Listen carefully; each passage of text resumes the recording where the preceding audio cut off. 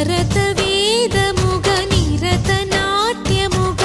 కదిలిన పదమిది ఈశా శివని వేదనగా అవని వేదనగా పలికెను పదము పరేశా నీలకంఠరా చాలి పొందరా కరుణతో ననుగనరా నీలకంఠరా శైల మందిరా మొరవిని బదులిడరా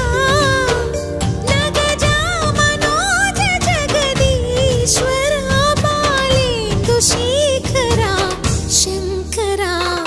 భరత వేదముగ నిరత నాట్యముగ కదిలిన పద